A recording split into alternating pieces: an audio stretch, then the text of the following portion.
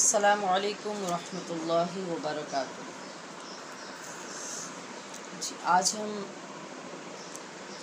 23واں سبق اللہ کے فضل سے پڑھ رہے ہیں۔ آئیے اپنی اچھی نیتیں اللہ کے حضور پیش کریں اور اپنے اچھے ارادوں کو دوہرا لیں۔ اے اللہ، میں نے تیری رضا کے لیے تیرے دین کو سیکھنے کا قصد کیا ہے، میرے لیے اسے آسان فرما کر مجھے عمل کی توفیق عطا فرما۔ ہر روز سبق بغور سننے، سمجھنے اور یاد کرنے کی بھرپور کوشش میں میری مدد فرما۔ میں نے تیرے احکام پر عمل کی غرض سے دین سیکھنا شروع کیا ہے، میرے لیے یہ آسان فرما۔ خود کو محبوب خدا صلی اللہ علیہ وآلہ وسلم کی سنتوں کا پابند بنانے کا ارادہ کیا ہے، مجھے استقامت عطا فرما۔ عمل صالح میں اپنے ساتھ ایک صالح جماعت تیار کرنے کا تجھ سے وعدہ ہے، میری مدد فرما۔ آمین یا رب العالمین، بجاہ سید المرسلین والصلاة والسلام علی رسولہ الکریم۔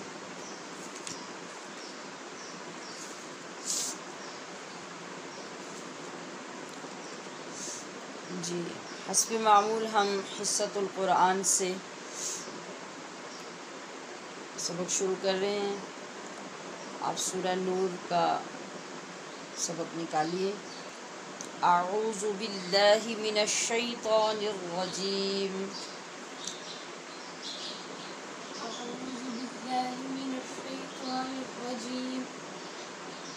بسم اللہ الرحمن الرحیم، بسم اللہ الرحمن الرحیم۔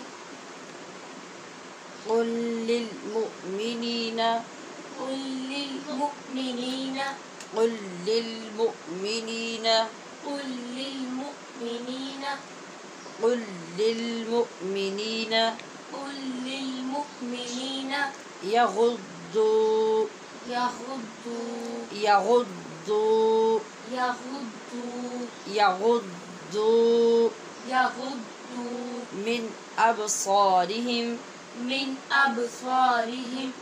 یہاں با پہ قلقلہ ہے اور پیچھے نون پہ اظہار ہے۔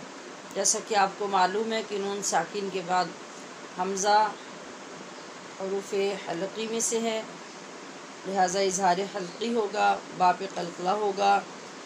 اور ابصارہم، یہاں میم ساکن کے بعد واو حروف اظہار میں سے، یعنی جو میم میں اظہار ہوتا ہے، جو آپ نے ریسنٹلی پڑھا ہے ابھی کہ میم ساکن کے بعد با، میم اور الف کے علاوہ کوئی حرف بھی ہوگا تو میم کا اظہار ہوگا، جیسے ابصارہم، ابصارہم، من ابصارہم، من ابصارہم، من ابصارہم، من ابصارہم۔ ویحفظوا ویحفظوا ویحفظوا، ویحفظوا۔ واو مدہ ہے یہاں، اس لیے اس کی مقدار ادا کی جائے گی۔ ویحفظوا اور ویحفظوا، یہ دو غلطیاں ہوں گی جن سے اوائڈ کرنا ہے۔ آپ نے واو مدہ کے ساتھ غا کی آواز پڑھنی ہے۔ ویحفظوا ویحفظوا فروجہم، فروجہم، فروجہم، فروجہم، فروجہم، فروجہم۔ ذالک ذالک ذالک ذالک ذالک ذالک ازکا، ازکا۔ یہاں زا میں سیٹی کی آواز پیدا ہوگی، کاف کے اوپر کھڑی زبر ہے، اسے لمبا کریں گے اور حمزہ شروع میں جو ہے اس کو تحقیق سے پڑھیں گے، ازکا نہیں، ازکا، ازکا، ازکا ازکا لہم، لہم، ازکا لہم، ازکا لہم، ازکا لہم، ازکا لہم۔ ان اللہ، ان اللہ، نون کو پر نہیں کرنا، لام کو پر کرنا ہے. ان اللہ، إن الله نوزا نہیں پڑھیں، نون باریک پڑھیں. ان إن ان إن ناللہ، الله نل ناللہ، الله ان اللہ إن الله خبیر خبير خبیر خبير خبیر خبير بما بما بما بما خبیر بما. خبير بما.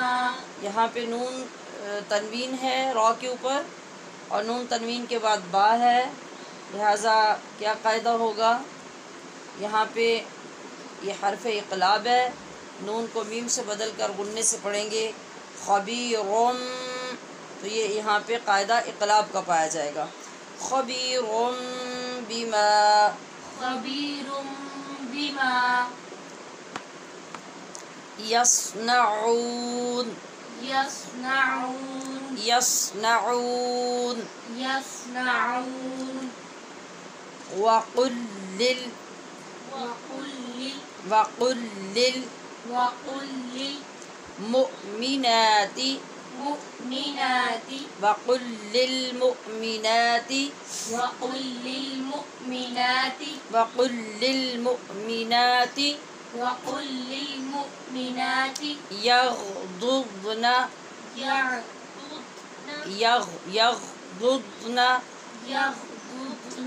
يغضضن يغضضن من أبصارهن.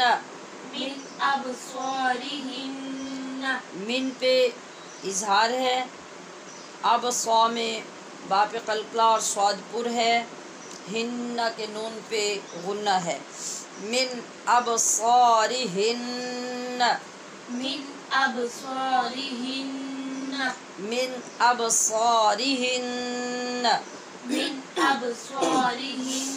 ويحفظن ويحفظن ويحفظن ويحفظن ويحفظن ويحفظن فروجهن.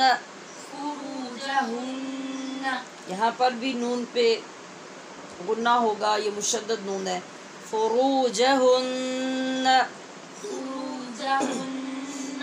فروجهن فروجهن. ولا يبدين ولا يبدين ولا يبدين ولا يبدين ولا يبدين ولا يبدين زينتهن زينتهن زينتهن زينتهن زينتهن زينتهن إلا إلا إلا إلا إلا إلا ما ظهر ما ظهر ما ظهر ما ظهر ما ظهر منها ما ظهر منها ما ظهر منها ما ظهر منها وليضربن وليضربن وليضربن وليضربن وليضربن وليضربن بخمرهن بخمرهن بخمرهن بخمرهن على جيوبهن على جيوبهن على جيوبهن على جيوبهن على جيوبهن على جيوبهن ولا يبدين ولا يبدين زينتهن زينتهن زینی بولے زی ولا يبدين ولا يبدين زينتهن زينتهن إلا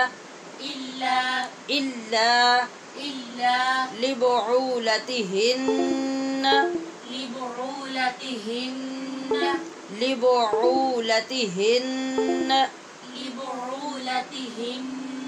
أو آبائهن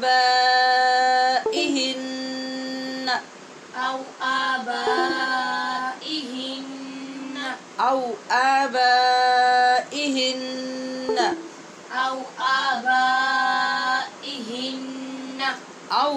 آباء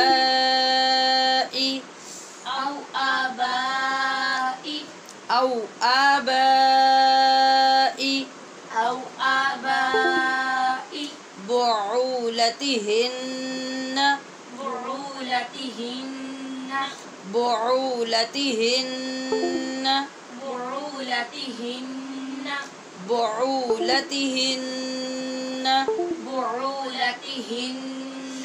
أو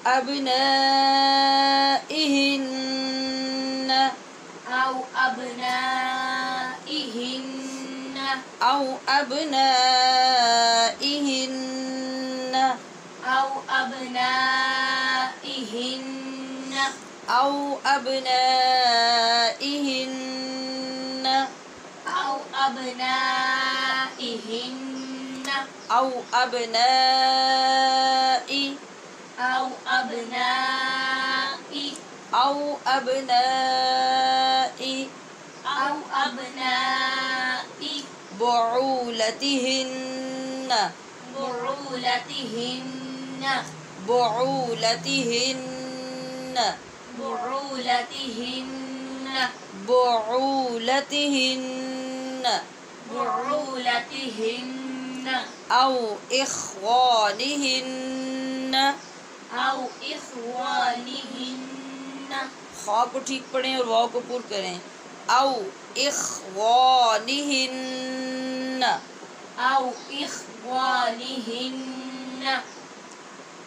أو بني إخوانهن أو بني إخوانهن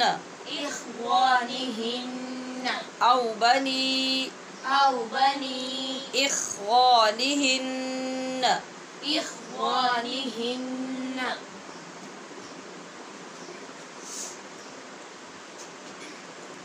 قل للمؤمنين يغضوا من أبصارهم ويحفظوا فروجهم ذلك أزكى لهم إن الله خبير بما يصنعون.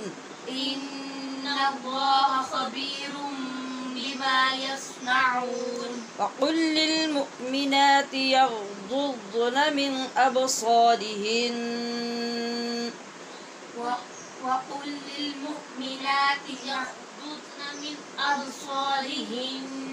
ويحفظن فروجهن ولا يبدين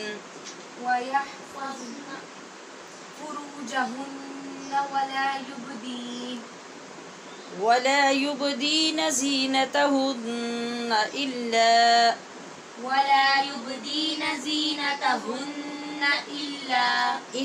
ما ظهر منها وليضربن بخمرهن على جيوبهن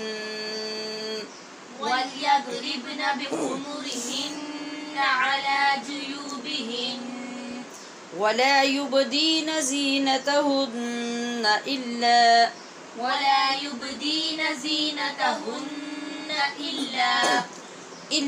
لبعولتهن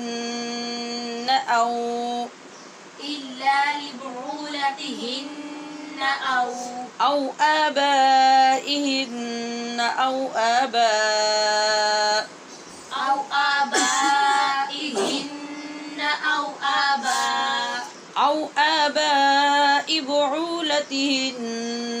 أو أبنائهن أو أبناء أو آباء بعولتهن أو أبنائهن أو أبناء بعولتهن أو إخوانهن أو أبناء بعولتهن أو إخوانهن أو بني إخوانهن أو بني إخوانهن. اب آپ توجہ سے سن لیجئے اور جہاں پہ وقف ہو رہا ہے وہاں پہ اپنے نشان لگا لیجئے. بسم اللہ الرحمن الرحیم. قل للمؤمنین یغضوا من ابصارهم ویحفظوا فروجهم ذلك ازکى لهم ان اللہ خبیر بما يصنعون. وقل للمؤمنات يغضضن من أبصارهن ويحفظن فروجهن ولا يبدين زينتهن إلا ما ظهر منها وليضربن بخمرهن على جيوبهن ولا يبدين زينتهن إلا لبعولتهن أو آبائهن أو آباء بعولتهن أو أبنائهن أو أبناء بعولتهن أو إخوانهن أو بني إخوانهن.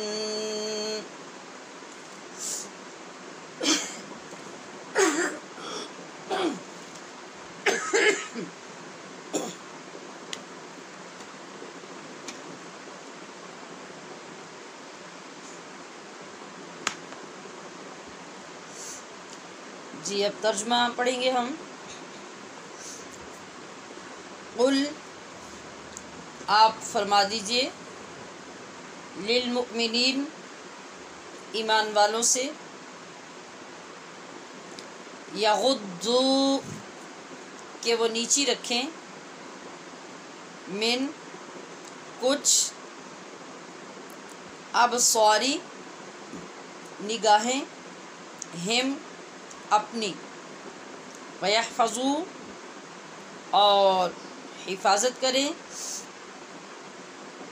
فروجا شرمگاہوں کی ہم اپنی ذالکا یہ از کا زیادہ پاکیزہ ہے لہم ان کے لیے ان اللہ بے شک اللہ خبیر باخبر ہے بما اس سے جو یصنعون وہ کرتے ہیں. وقل اور فرما دیجئے للمؤمنات ایمان والی عورتوں سے یغضضن کہ وہ نیچی رکھیں من کچھ ابصاری نگاہیں ہن اپنی. مذکر کے لیے آیا تھا ہم اور مؤنث کے لیے ہن. ویحفظن اور حفاظت کرے فروجا شرمگاہوں کی ہن اپنی ولا اور نہ یبدینا ظاہر کریں زینتا ہن اپنی زینت یا اپنا سنگھار الا مگر ما جتنا کہ ظاہر خود ہی ظاہر ہو منہا اس میں سے وَلْيَضْرِبْنَ اور چاہیے کہ وہ ڈالے رکھیں بِخُمُرِهِنَّ اپنے دوپٹے یا اپنے آنچل علی جیوبہن اپنے گریبانوں پر، ولا اور نہ، یبدینا وہ ظاہر کریں، زینتہن اپنی زینت، الا مگر، لبعولتہن اپنے شوہروں کے لیے، او یا آبائہن اپنے باپ، او آبائی یا باپ، بعولتہن اپنے شوہروں کے، او یا ابنائہن اپنے بیٹے، او ابنائی یا بیٹے، بعولتہن اپنے شوہروں کے، او یا اخوانہن اپنے بھائیوں، او بنی یا بیٹے، اخوانہن اپنے بھائیوں کے۔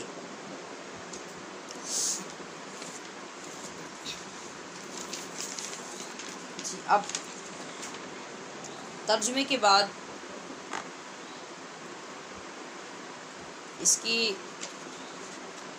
تفسیر اور تشریحات کی طرف متوجہ ہوتے ہیں۔ آغاز ہو رہا ہے آج کے سبق کا قل للمؤمنین یغضوا سے، جس کا ترجمہ ہم نے پڑھا کہ اے حبیب صلی اللہ علیہ وسلم آپ ایمان والے مردوں سے فرما دیجیے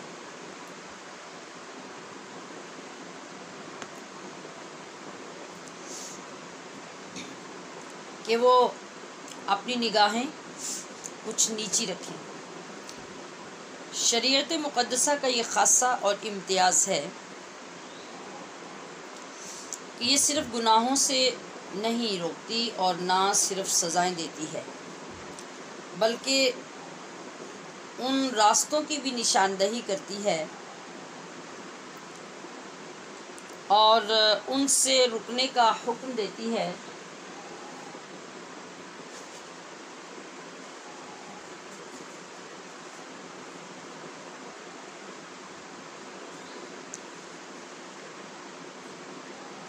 جو راستے گناہ کی طرف لے جانے اور گناہوں کے دروازے کھولنے کا سبب بنتے ہیں۔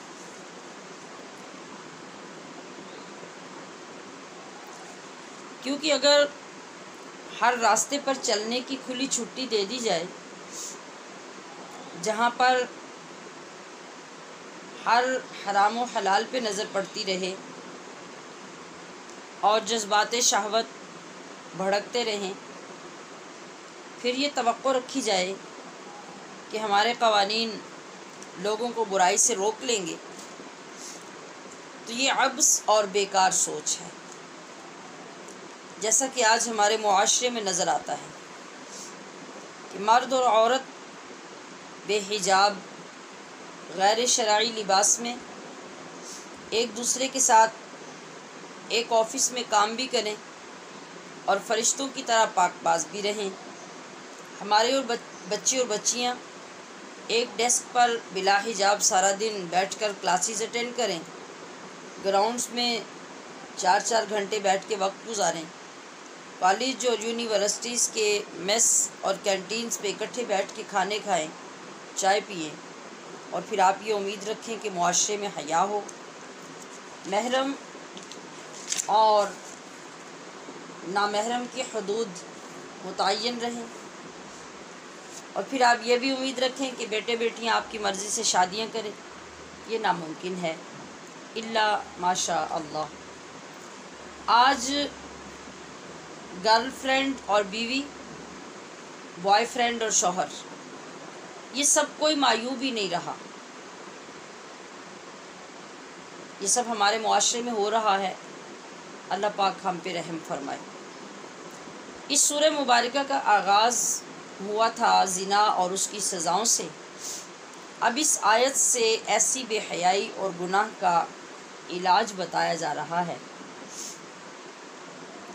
برائی اور بدکاری کا پہلا دروازہ اور خطرناک راستہ یہ نظر بازی ہے، اس لیے آغاز اسی سے کیا جا رہا ہے، یعنی آج کے سبق کا اور اس آیت کریمہ کا، اس چیز سے کہ اے حبیب آپ اپنی امت کے مردوں سے فرما دیجئے کہ وہ اپنی نگاہوں کو کچھ نیچا رکھیں، یعنی بالکل نگاہ بند کر لینے کا حکم نہیں، کچھ نیچی کا مطلب ہے کہ جو بلا ارادہ اور سرسری طور پہ پہلی نظر پڑ جائے وہ معاف ہے، اب دوبارہ قصداً اور پلٹ کر کسی غیر محرم کو نہ دیکھو، جس کی طرف دیکھنا حرام ہے اسے نظر بھر کے نہ دیکھو، دیکھنے کا ضابطہ بھی بتا دیا، بد نظری کرنے والے کا عذاب بھی اور بچنے والوں کا اجر و ثواب بھی اس آیت کریمہ میں ساتھ ساتھ ذکر ہوتا جائے گا۔ چنانچہ حضرت ابو امامہ سے روایت ہے، حضور اقدم صلی اللہ تعالی علیہ وآلہ وسلم نے ارشاد فرمایا، جو مسلمان کسی عورت کے حسن و جمال کی طرف بلا ارادہ پہلی نظر کرے پھر اپنی آنکھ جھکا لے تو اللہ تعالیٰ اسے ایسی عبادت کرنے کی توفیق دے گا جس عبادت کی وہ حلاوت پائے گا، مزہ پائے گا، یعنی اسے عبادت میں کیف و لذت حاصل ہوگی۔ اب آپ ذرا تصور فرمائیے کہ ہم جو ساری زندگی عبادت کریں، نماز بھی پڑھیں، روزہ بھی رکھیں، مگر نماز کے جو انعامات ہیں، نماز کے جو اثرات ہیں، خاص طور پہ ان الصلاۃ تنہا عن الفحشاء والمنکر، بے حیائی اور برائی ہم سے دور نہ جائے، ہمیں روزہ رکھ کر روزہ لگتا ہی رہے، ہماری بھوک بڑھتی رہے، کمزوری بڑھتی رہے، تو اس سب کا کیا مطلب ہے کہ ہمیں ابھی تک عبادت کی وہ لذت نصیب نہیں ہوئی جس کا اللہ کریم نے وعدہ فرما رکھا ہے، اور اس کا نصیب ہونا کوئی اتنی آسان بات نہیں۔ جب لذت نصیب ہو جائے، اس سے کیف و سرور ملنے لگے، سکون ملنے لگے، تو سمجھ لیں کہ آپ نے عبادت میں کوئی مقام حاصل کر لیا۔ تو آپ ذرا تصور کیجئے، نبی کریم صلی اللہ تعالی علیہ وسلم یہ ارشاد فرما رہے ہیں کہ جس مسلمان نے صرف اتنا سا اپنے آپ کو کنٹرول میں رکھا، صرف اتنا کام کیا، اگر کسی غیر عورت پہ نظر پڑی اور وہ خوبصورت لگی، وہ بنی سنوری تھی یا ویسے خوبصورت تھی، تو ایک نظر بلا ارادہ اٹھ گئی، تو باوجود اس کے کہ اس کا حسن و جمال ظاہر تھا، باوجود اس کے کہ وہ خوبصورت تھی، لیکن چونکہ وہ اجنبی غیر عورت تھی، غیر محرم تھی، تو مرد نے پہلی نظر دیکھنے کے بعد دوبارہ دیکھنے پہ اپنی نظر کو پابند کر دیا کہ اب وہ نہیں دیکھے گی، اس نے اپنی نظر جھکا لی۔ تو صرف اتنی کام بات پر اللہ کریم ارشاد فرما رہا ہے کہ اب یہ جو تم نے میرے لیے مجھ سے ڈر کے کیا، اب تم عبادت کرو تو تمہیں محسوس ہوگا کہ عبادت کا وہ کیف، وہ سرور، وہ لذت اور وہ حلاوت تمہیں نصیب ہوگی، اور تمہیں یہ محسوس ہوگا کہ جس رب کی تم عبادت کر رہے ہو وہ رب تمہارے اوپر کتنی نظر رکھے ہوئے ہے اور وہ کتنا قرب عطا کر رہا ہے۔ آگے سنیے کہ حضرت علی رضی اللہ تعالی عنہ سے بھی حضور نبی کریم صلی اللہ تعالی علیہ وسلم نے یہ فرمایا کہ ایک نظر کے بعد دوسری نظر نہ کرو، پہلی نظر جائز ہے اور دوسری نظر جائز نہیں۔ اب حضرت امام غزالی کا فرمان سنیے،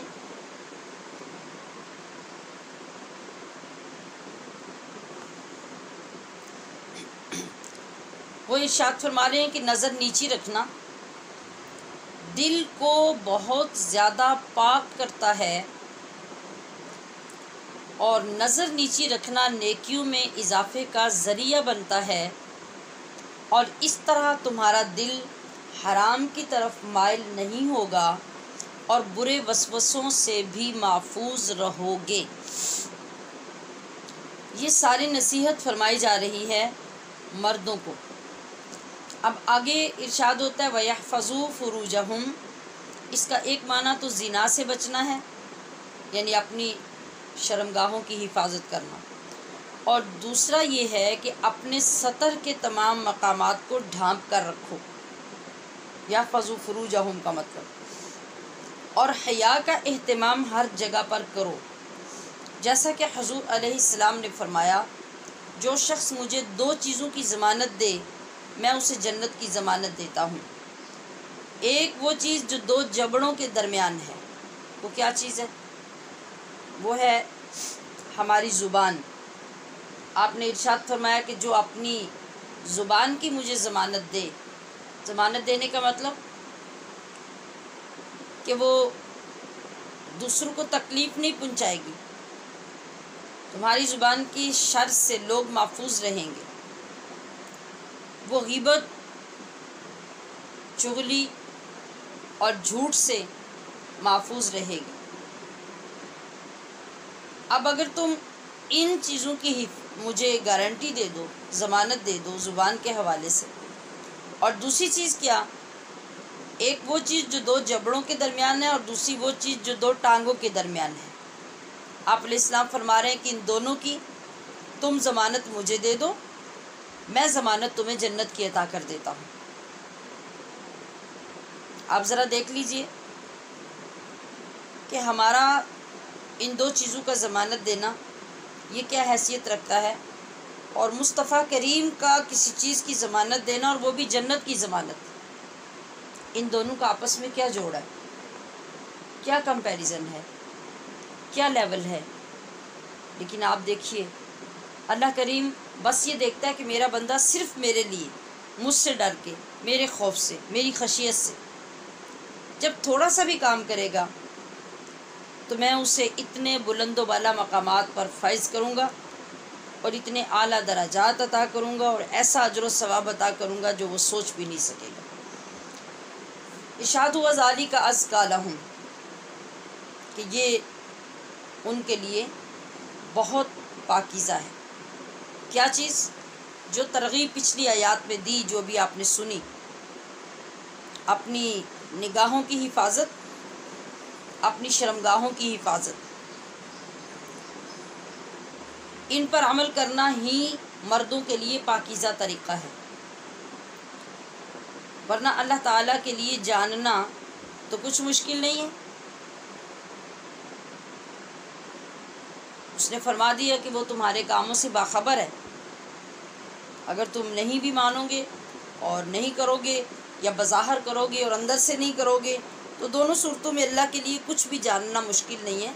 وہ تمہاری نظروں کا گھومنا بھی جانتا ہے، معنی خیز نظروں سے ایک دوسرے کو دیکھنا بھی جانتا ہے، آنکھوں اور دلوں کی خیانت کرنا بھی جانتا ہے، اس سے کوئی چیز پوشیدہ نہیں ہے۔ یہ سمجھانے کا مطلب صرف یہ ہے کہ اے مردو تمہاری زندگی سنور جائے اور تم آخرت کے عذاب سے محفوظ ہو جاؤ۔ اب آگے دوسری آیت کریمہ شروع ہو رہی ہے، وَقُلْ لِلْمُؤْمِنَاتِ۔ یہاں بہت گہرائی اور بہت توجہ جو آپ کے لیے ضروری ہے، آپ یہ دیکھیے کہ مردوں کے بعد، میں نے کیا لفظ بولا؟ مردوں کے بعد عورتوں کو نگاہیں نیچی رکھنے کا حکم ہو رہا ہے۔ اللہ تعالیٰ کی ترتیب قابل غور ہے۔ شرم و حیا اور نگاہوں کو نیچی رکھنے کا حکم پہلے مردوں کو دیا گیا، بعد میں عورتوں کو۔ آپ نے آج اسے بڑی توجہ سے سننا ہے، پہلے مردوں کو، بعد میں عورتوں کو۔ کیوں؟ پہلے عورتوں کو کیوں نہیں دیا گیا؟ عورتوں پہ تو پردہ بھی واجب ہے، اور پھر ان کے لیے زیادہ احتیاط کی ضرورت ہے، اور زیادہ سنبھالے جانے والی چیزیں ہیں، مگر یہاں اللہ پاک عورتوں کو پہلے حکم نہیں دے رہا، مردوں کو دے رہا ہے۔ یقیناً کوئی بڑی وجہ ہوگی۔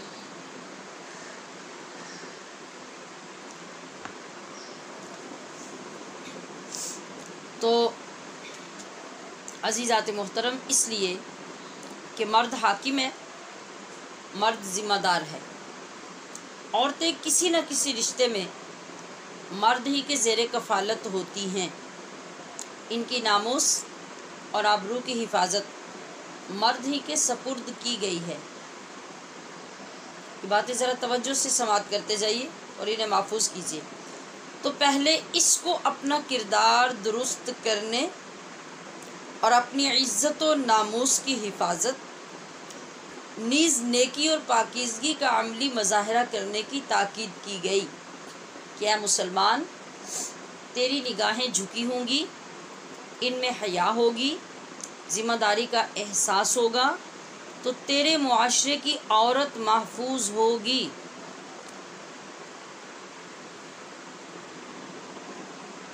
تیری جھکی ہوئی حیادار نگاہ عورت کے فتنے کو کامیاب نہیں ہونے دے گی، اور ہر بہن بیٹی پر تیرے اعلیٰ کردار اور مردانگی کا رعب ہوگا۔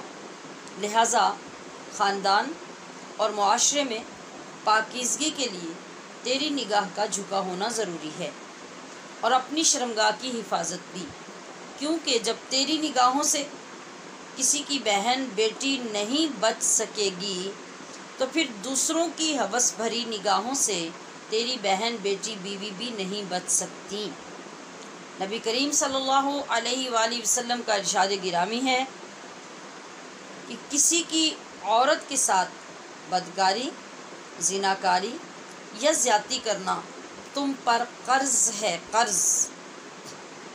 تم پر قرض ہے، یعنی تمہیں یہ قرض چکانا ہوگا۔ کیسے؟ یہ قرض تمہیں اپنی بیٹی، بہن، بیوی کے ذریعے چکانا ہوگا۔ یہ پلٹ کر آئے گا، یعنی جو تم دوسروں کی عورتوں کے ساتھ کرو گے، جیسی نظر اٹھاؤ گے، جیسا سوچو گے، جیسے خیالات رکھو گے، جیسے تعلقات رکھو گے، وہ سب پلٹ کر تمہاری عورتوں کی طرف آئے گا۔ یہ مصطفیٰ کریم کا فرمان ہے، یہ کسی بندے کا تجزیہ نہیں ہے۔ اسے سن کے ڈر جائیے، کانپ جائیے۔ اور ہمارے معاشرے کے مردوں کے لیے یہ بہت بڑی تنبیہ ہے اور بہت بڑا ضابطہ دیا جا رہا ہے۔ اس وجہ سے پہلے مردوں کو تلقین کی گئی کہ وَقُلْ لِلْمُؤْمِنِينَ يَغُضُّوا، اے حبیب پہلے آپ اپنی امت کے مردوں سے فرمائیے کہ وہ اپنی نگاہیں نیچی رکھیں، اور اب اس کے بعد عورتوں کے لیے ارشاد ہوا کہ وہ اپنی نگاہیں نیچی رکھیں، اپنے سطر کی جگہوں کی حفاظت کریں، اپنی زینت کو ظاہر نہ ہونے دیا کریں، بجز اس کے جس کو ظاہر کیے بغیر چارہ نہیں۔ اپنی اوڑھنیوں سے اپنے سینے ڈھانپ لیا کریں، زمین پر زور سے پاؤں مار کے مت چلا کریں کہ ان کی پوشیدہ زینت ظاہر ہو۔ آیت کے درمیان میں ان لوگوں کا ذکر بھی کر دیا گیا جن کے سامنے زینت ظاہر کر سکتے ہیں۔ ہمارے پیارے نبی کا گھرانہ جو ساری کائنات سے زیادہ پاک ہے، وہاں کا سین جب ہمارے سامنے آتا ہے تو اسلام کی طہارت اور پاک بازی کی مکمل تصویر سامنے آ جاتی ہے۔ پھر کون سی چیز ہے جو ہمیں عمل سے روکتی ہے؟ یقیناً ہمارے نفس، ہماری ہٹ دھرمی اور شیطان کے سوا اور کوئی چیز نہیں جو ہمیں ان پابندیوں سے دور کرتی ہے اور ان کو قبول نہیں کرنے دیتی۔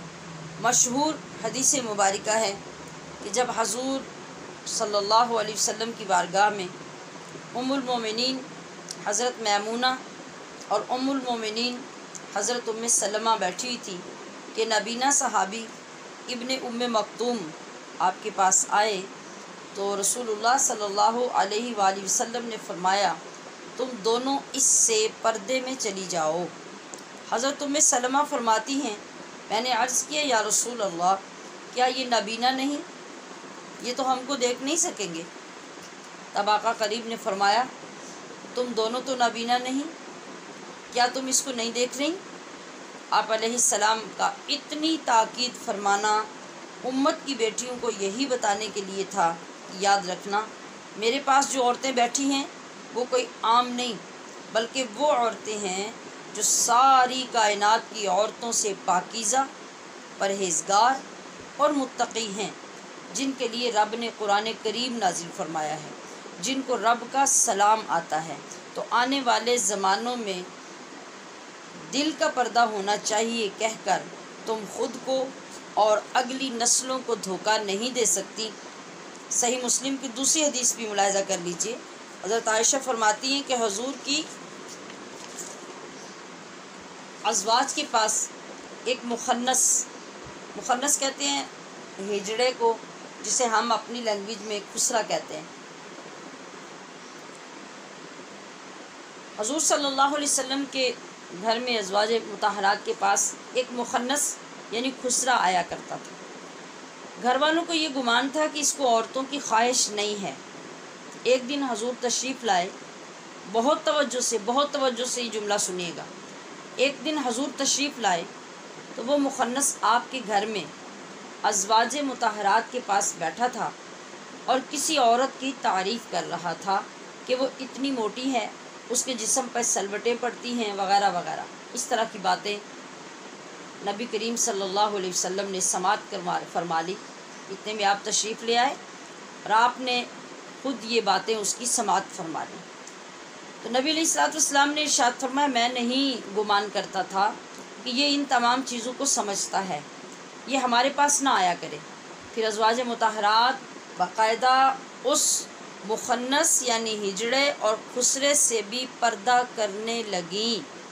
یہ ہے ہمارے نبی کی حیا کا مقام۔ اس آیہ کریمہ کے آنے سے قبل خواتین جو سر پہ کپڑا ڈالتی تھی، ان کے پلو پشت پر یعنی پیٹھ پر لٹکا دیا کرتی تھی۔ اگر آپ کو معلوم ہو تو کچھ دیہاتی خواتین بھی جب کھیتوں میں جا کے کام کرتی ہیں تو وہ سر پہ دوپٹہ یا چادر رکھ کر اسے پیچھے بالوں کے ساتھ لپیٹ کر پیچھے کی طرف چھوڑ دیتی ہیں، بس ان کے دوپٹے کا اتنا ہی کام ہوتا ہے۔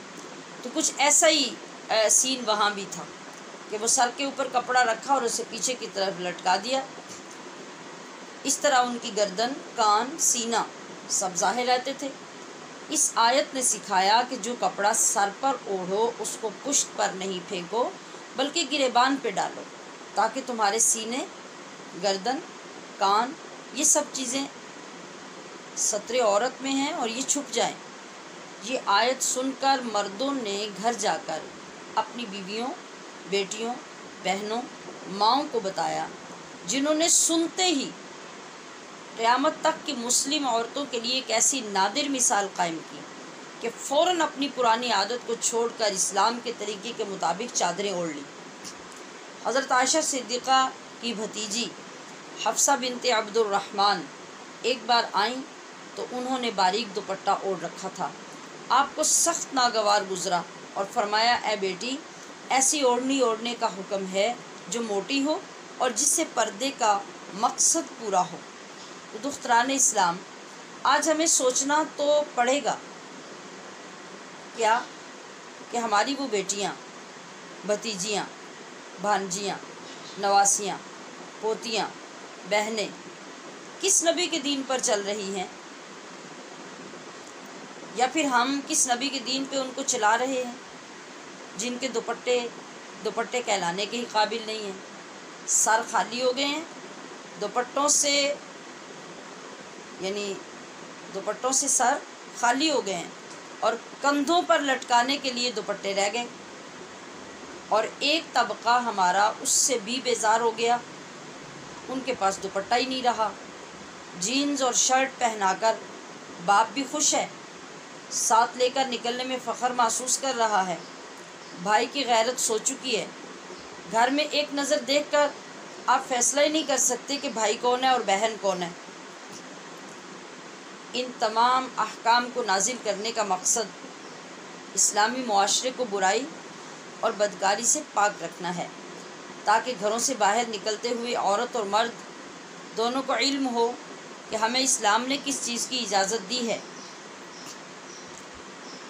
حضرت ابو ہریرہ نے ایک عورت کو آتے ہوئے دیکھا۔ یہ ہماری ساری بہنیں بیٹیاں سنیں، غور غور سے سنیں، ہر جملے کو سنیں، اور پھر خدارا میں یہ گزارش کروں گی کہ سبق مکمل ہونے کے بعد اس کو اکیلے بیٹھ کے سنیں، اور پھر اپنے اندر جو مفتی ہے اس سے فتویٰ لیں کہ کیا ہم جو کچھ کر رہے ہیں وہ ابو لہب اور ابو جہل کی طرح کی بات تو نہیں، کہ وہ اندر سے محبوب کریم صلی اللہ علیہ وسلم کو سچا مانتے تھے، صرف حسد اور بغض کی وجہ سے آپ پر ایمان نہیں لاتے تھے، اور ہم بھی ان سب چیزوں کو اندر سے اچھا مانتے ہیں، میں یہ یقین سے کہہ رہی ہوں، مگر ہم ان پہ عمل کیوں نہیں کرتے؟ ہمارا نفس اور شیطان ہمیں عمل کی طرف راغب نہیں ہونے دیتے، ہمیں دوزخ سے بچنے نہیں دیتے۔ ان کا ٹارگٹ یہ ہے کہ ہم کسی صورت بھی دوزخ سے نہ بچ سکیں، جبکہ اللہ کے رسول صلی اللہ علیہ وسلم کو اللہ پاک نے ہمیں دوزخ سے بچانے ہی کے لیے بھیجا۔ اب دیکھنا یہ ہے کہ آپ کس سے محبت کرتے ہیں، اب دیکھنا یہ ہے کہ آپ کس کی مانتے ہیں، اب دیکھنا یہ ہے کہ آپ بربادی کی طرف جاتے ہیں، تباہی کی طرف جانا ہی آپ کو پسند ہے اور آپ کا مقدر ہے، یا پھر آپ کسی اچھائی پہ چل کے جنت کو بھی اپنے مقدر میں لکھوانا چاہتے ہیں۔ تو سنیے، حضرت ابو ہریرہ نے ایک عورت کو آتے دیکھا، اس سے خوشبو کے جھونکے آ رہے تھے۔ آپ نے اسے فرمایا، اے خدا بندے جبار کی بندی، کیا تو مسجد سے آ رہی ہے اور تو نے خوشبو لگا رکھی ہے؟ اس نے کہا جی ہاں۔ آپ نے فرمایا، میں نے کائنات کے والی کو فرماتے سنا کہ اللہ تعالیٰ اس عورت کی نماز قبول نہیں کرتا جو مسجد میں تیز خوشبو لگا کر جائے جب تک وہ گھر لوٹ کر غسل جنابت نہ کرے۔ غسل جنابت کب کیا جاتا ہے؟ خواتین اور خاص طور پہ شادی شدہ خواتین کو تو بتانے کی ضرورت نہیں ہے، یعنی جس وقت عورت اپنے شوہر سے ملتی ہے، ہم بستری کے بعد جو غسل فرض ہوتا ہے، واجب ہوتا ہے، لازم ہوتا ہے، وہ غسل جنابت ہے۔ جس وقت وہ مکمل ساری کی ساری ناپاک ہوتی ہے، تو حضرت ابو ہریرہ کیا فرما رہے ہیں کہ اگر تو خوشبو لگا کے باہر نکلی، مسجد میں گئی، آتے جاتے تیرے جسم سے لوگوں کو خوشبو محسوس ہوئی، اب تیرا جسم گویا اتنا ناپاک ہو چکا ہے جتنا جنابت کی حالت میں عورت کا غسل ناپاک ہوتا ہے، لہٰذا جب تک غسل جنابت کی طرح گھر جا کے غسل نہیں کرو گی، اس وقت تک باقی تمہاری کوئی عبادت قبول نہیں ہوگی، کوئی نماز قابل قبول نہیں ہوگی۔ اچھا، اب غور طلب بات یہ ہے ہمشیران محترم کہ وہ عورت کہاں گئی تھی؟ نماز پڑھنے، مسجد میں، اور وہ مسجد کی بات تھی۔ اب آپ بازاروں، شادیوں اور پارٹیوں کے بارے میں کیا فرمائیں گی؟ یہاں کون سا غسل کرنا ہوگا؟ آپ کی گاڑی میں پرفیوم، آپ کے پرس میں پرفیوم، ہر جگہ پہ جانے سے پہلے بالاہتمام اس پرفیوم کا استعمال۔ اس کا جواب ہمارے پاس کوئی ہے؟ میمونہ بنت سعد کہتی ہیں، اللہ کے نبی نے فرمایا، وہ عورت جو نامحرموں کے درمیان اترا کر چلتی ہے، قیامت کے دن وہ مجسم تاریکی ہوگی، یعنی دور دراز تک بھی روشنی کی کرن اسے دکھائی نہیں دے گی، چلنا تو دور کی بات ہے، اس کو کوئی روشنی کی کرن بھی نہیں دکھائی دے گی۔ اس طرح وہ اندھیرے میں، تاریکی میں قیامت کے دن غرق کر دی جائے گی۔ تو اس قل للمؤمنات کے اندر اگر ہم اس کا خلاصہ جمع کریں تو 8 شرعی احکام ہیں جو عورتوں کے لیے بیان فرمائے گئے ہیں۔ حجاب کے احکام، یعنی چہرے پر نقاب اور بڑی چادر یا برقع۔ یاد رکھیں کہ برقع یا کوئی سٹائل یا کوئی بھی خاص شیپ اسلام نے ہمیں نہیں دی۔ اسلام نے ہمیں بس پردہ کرنے کا حکم دیا کہ آپ کے چہرے پر اور نقاب اور آپ کے پورے جسم اور جسم کی زینت کو ڈھانپا ہونا چاہیے۔ اب ہر کلچر میں، ہر زمانے میں اپنے مطابق، اپنی تہذیب کے مطابق لوگ جو کپڑا یا چادر یا عبایا یا برقع استعمال کریں وہ جائز ہوگا۔ ہاں، اس کے اندر بھی زیب و زینت، اس کے اندر بھی زرق برق کام، اور اس کی فٹنگ اور اس کا سٹائل بھی ایسا جو اندر کے کپڑوں کو بھی زیادہ ظاہر کرے، یا پھر ان کی بجائے بذات خود اوپر والی چادر یا برقع زیادہ فینسی ہو جائے، تو یہ بھی دین کے ساتھ ایک مذاق ہوگا، اور یہ آج سر عام ہو رہا ہے۔ ایک تو پہلے خواتین اس طرف جاتی نہیں، اور اگر گئیں تو پھر شیطان نے کہا کہ چلو ٹھیک ہے کوئی مسئلہ نہیں، تم پہن لو برقع، میں بندوبست کر لیتا ہوں اپنا، اور اس نے بندوبست کر لیا۔ اس نے ستارے لگوا دیے، موتی لگوا دیے، اس نے ہمارے برقعوں کے اوپر وہ چیزیں لگوا کے ان کو اتنا فینسی بنا دیا کہ اب کیا ہوا، اب عورتوں کو اس کا ایک اور فائدہ ہو گیا کہ برقعے کپڑوں سے زیادہ فینسی بننے لگے، اور اب برقع پہننے والی خواتین کو یہ فائدہ ہو گیا کہ اندر اگر اس کے گندے کپڑے بھی ہیں 2 دن سے پہلے کے پہنے ہوئے ہیں، تو وہ بس اوپر ایک عبایا اور برقع پہنے گی اور میک اپ کرے گی اور وہ فل تیار ہوگی۔ اب شیطان نے آپ کو اس طرف لگا دیا۔ تو میں یہ بتا رہی تھی کہ کوئی یہ سٹائل، کوئی ڈیزائن شریعت نے نہیں دیا، اس کا تقاضا صرف یہ ہے کہ آپ کا پردہ ہونا چاہیے باہر نکلتے ہوئے، آپ جس سے چاہیں پردہ کریں، آپ کے پاس جو سٹائل ہے، آپ کا جو کلچر ہے، آپ کی جو تہذیب ہے، آپ اس کے مطابق کریں، لیکن ہونا پردہ چاہیے۔ دوسرا حکم شریعت نے جو دیا وہ ہے جسم کو ڈھانپنا۔ ایک وہ بالائی بیرونی پردہ ہے جو اوپر کی طرف اپنے لباس کے ڈال کے آپ نے پردہ کرنا ہے باہر کے لیے۔ ایک جسم ڈھانپنا ہے گھر کے اندر رہتے ہوئے، جسم کے وہ اعضاء جو آپ دوسروں کو نہیں دکھا سکتے، مطلب بعض اعضاء وہ ہیں جو آپ نہ محرموں کو نہیں دکھا سکتے، اور بعض وہ ہیں جو محرموں کو بھی نہیں دکھا سکتے، تو اس کا خیال کرنا۔ تیسری بات، محرم رشتہ داروں سے حجاب کا طریقہ، یعنی اسی بات کی تشریح ہے اوپر والی کی، کہ یعنی محرم رشتہ دار جو ہیں اس میں آپ یاد رکھیں کہ سارے محرموں کا مقام اور درجہ ایک نہیں ہے۔ مثلا باپ محرم ہے نا، اور بیٹا بھی محرم ہے، بھائی بھی محرم ہے، چچا، تایا، دادا، نانا، ماموں، یہ سب محرم ہیں، اور شوہر۔ تو کیا ان سب کے سامنے آپ برابر کے لباس کے ساتھ آ سکتی ہیں؟ نہیں۔ تو یہاں اس کا یہ مطلب ہے کہ محرم رشتہ داروں سے حجاب کا طریقہ کیا ہوگا۔ چوتھی بات کہ غیر محرم رشتہ داروں سے حجاب کا طریقہ کیا ہوگا۔ ناسمجھ بچے، دیوانے، مجنون، ان کے لیے جو گھر میں بعض اوقات بحیثیت نوکر کے یا بحیثیت رشتوں کے رہتے ہیں، تو وہاں شرعی احکام آپ کے لیے کیا ہوں گے، اور نابالغ بچے جو آپ کے ہاں ہیں ان کا حکم کیا ہوگا، عورتوں کی آواز کے احکام کیا ہوں گے، اور توبہ کا حکم دیا اور اس کے فائدے اور فضیلت بتائی کہ اس طریقے سے آپ اپنے گناہ بخشوا سکتے ہیں، اور اس سے آپ کو اللہ کا قرب اور اس کی رضا نصیب ہو سکتی ہے، اور پچھلی برائیوں کو آپ اس توبہ کے ذریعے سے دھلا سکتے ہیں، اور آگے جب نیک ہو جاتے ہیں تو پھر اللہ آپ کو اپنا خاص قرب عطا کرتا ہے۔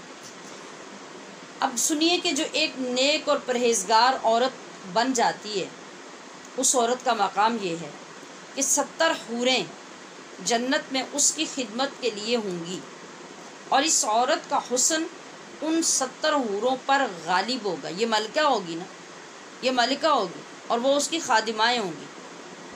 سب لوگ جنت میں، یہ جملہ ذرا سنیے، سب لوگ جنت میں اللہ پاک کا دیدار کرنے جائیں گے۔ یہ احادیث مبارکہ میں ہے کہ جمعہ کے دن ایک مقرر جگہ ہوا کرے گی، اور وہاں پہ ایک لمبا خوبصورت مضمون ہے، اس کے مطابق اللہ کریم وہاں لوگوں کو جمع کرے گا اور وہاں اپنا دیدار کروایا کرے گا۔ مگر زہ نصیب اے مسلمان عورت، اگر تو مسلمان بن جائے تو تیرا مقام کیا ہے؟ وہ خواتین جو دنیا میں پردہ دار رہیں گی، اللہ کریم جنت میں خود ان کو ان کی جگہ پر اپنی شایان شان دیدار کرانے جائے گا۔ یہ دنیا کے پردے میں رہنے کا انعام ہوگا کہ ان کو لوگوں میں نہیں بلایا جائے گا وہاں، ارے وہ تو جنت ہے، پاکیزہ ترین ماحول، نورانی ترین ماحول، جہاں پہ اجر ہی اجر ہے۔ تو وہاں پر صرف لوگوں کو دکھانے کے لیے، بتانے کے لیے کہ جس عورت نے دنیا میں میری فرما برداری کی، آج دیکھو میں اس کا کیا مقام اور کیا اس کی شان بڑھا رہا ہوں۔ جبکہ دوسرا رخ اس کا کیا ہے؟ دوسرا رخ عورت کا یہ ہے کہ ایک دوزخی عورت اپنے ساتھ 4 جنتی مردوں کو بھی دوزخ میں لے جائے گی، باپ کو، بیٹے کو، بھائی کو، شوہر کو۔ میں گزارش کروں گی کہ آج اپنی ذمہ داریاں سنبھال لیجئے، آج اپنے دوزخ سے بچنے کا انتظام کر لیجئے۔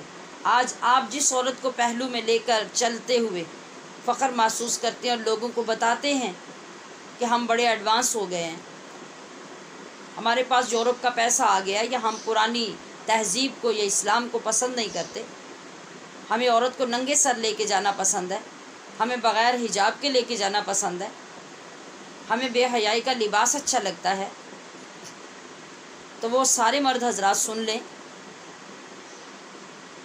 کہ یہی عورت اللہ کے دربار میں جب ہوگی تو اس کی وجہ سے، اس کی برائیوں اور بدعمالیوں کی وجہ سے آپ کو بھی ساتھ دوزخ میں جانا پڑے گا۔ کیوں بھلا؟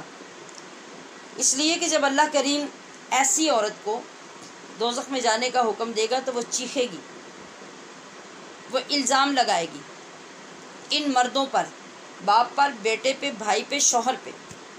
وہ کہے گی کہ انہوں نے مجھے نماز کا حکم نہیں دیا، انہوں نے مجھے دین نہیں سکھایا، انہوں نے مجھے دین کا پابند نہیں کیا۔ اللہ فرمائے گا کہ پھر ان کو بھی دوزخ میں ساتھ ہی ڈال دو۔ آج بے نیاز رہنے والے تمام مرد حضرات اپنے نبی کا یہ فرمان سن لیں، کل قیامت کو جواب دینے کے لیے کچھ نہیں ہوگا۔ اور خواتین بھی سن لیں کہ آپ کی گمراہی کی نحوست اور وبال کس کس پر ہے، یعنی آپ کے یہ سارے مرد رشتہ دار جو ہیں وہ سارے آپ کی نحوست کا اور آپ کی وجہ سے اللہ کے غضب کا شکار ہو جائیں گے۔ ایک بری عورت 1000 برے مردوں سے بدتر ہے، اور اسی طرح ایک نیک اور باعمل عورت 70 اولیاء کرام سے زیادہ افضل ہے۔ اللہ تبارک و تعالی ہمیں اپنے ان مقامات کو اور اپنی ذمہ داریوں کو اور جو احکام اللہ کریم نے ہمارے لیے نازل کیے ہیں انہیں سمجھنے کی اور ان پہ عمل کی توفیق عطا فرمائے۔ اور یہ عمل ہمیں ایسے نہیں مل سکتا، یہ بات طے ہے۔ آپ نے بھی اتنی زندگیاں گزار کے دیکھنی ہیں، جب تک ہم اللہ اور اس کے رسول کے احکام سے وابستہ نہیں ہوتے، دین کی تعلیم سے وابستہ نہیں ہوتے، اور جب تک ہم اس کو اپنے ساتھ اٹیچ نہیں کر لیتے اور خود اس کے ساتھ نہیں ہو جاتے، تو ایسے بیٹھے ہوئے کبھی بھی ہماری حالت نہیں بدلے گی، نہ ہمارے اندر اللہ کا خوف آئے گا، نہ ڈر آئے گا، نہ کسی چیز کا ذوق آئے گا۔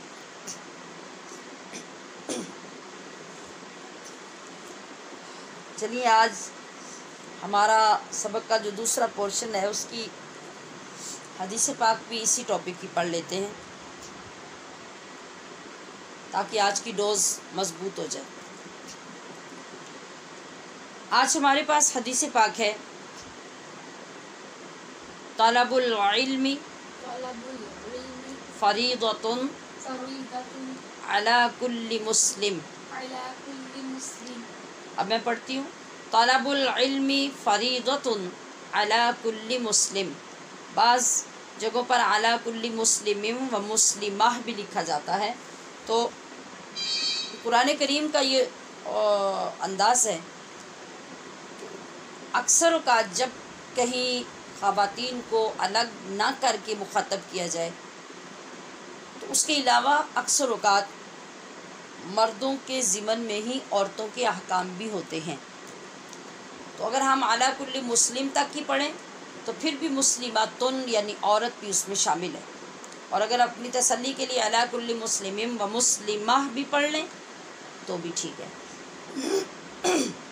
لفظ دہرا لیجیے، طلب العلم فریضۃ طلب العلم فریضۃ علی کل مسلم علی کل مسلم یا علی کل مسلم و مسلمہ۔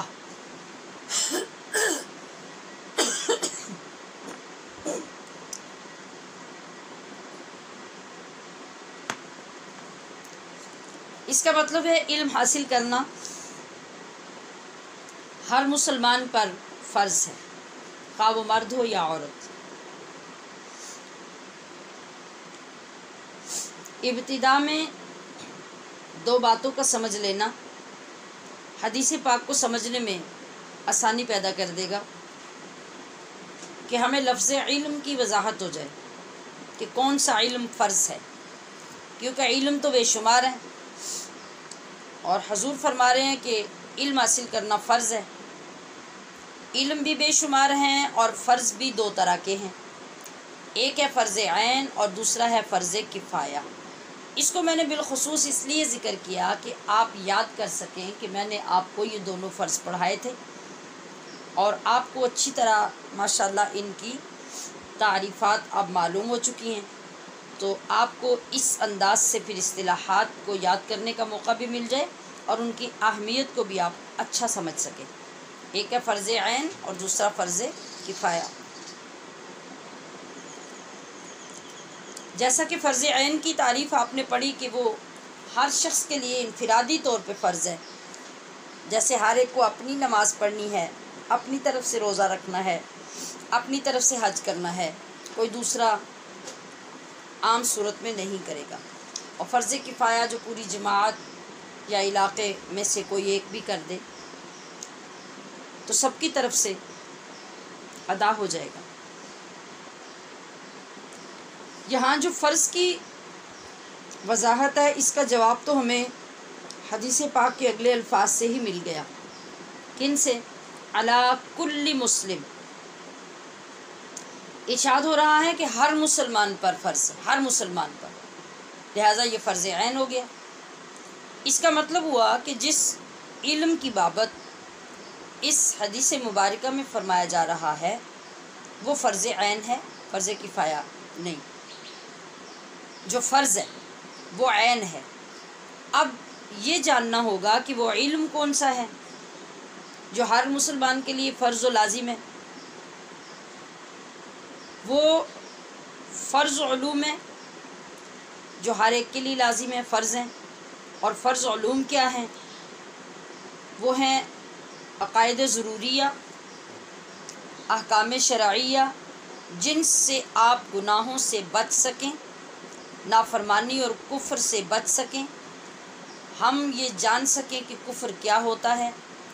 ضروریات دین کا انکار کفر ہے۔ اب ضروریات دین کیا ہیں انہیں بھی سمجھیں۔ ضروریات دین وہ مسائل ہیں، ضروریات دین وہ احکام ہیں جن کی تصدیق کرنا ہمیں ایمان میں داخل کرتا ہے اور جن کا انکار کرنا ہمیں اسلام سے خارج کر دیتا ہے۔ یہ کیا ہے؟ جیسے اللہ کا وجود، اللہ کی ذات و صفات کو قدیم ماننا، اللہ کے نبیوں، کتابوں، فرشتوں اور صحابہ کی ہدایت پر قائم رہنا، فرض نماز، روزہ، زکوٰۃ، صاحب نصاب کے لیے حج کے احکام، یہ کیا ہے؟ یہ سب ضروریات دین ہیں۔ ان میں سے ہر چیز کو ہمارے اوپر کب فرض کیا، یہ بھی اللہ کا دیکھیے کتنا بڑا کرم ہے۔ کب فرض کیا ان کا سیکھنا؟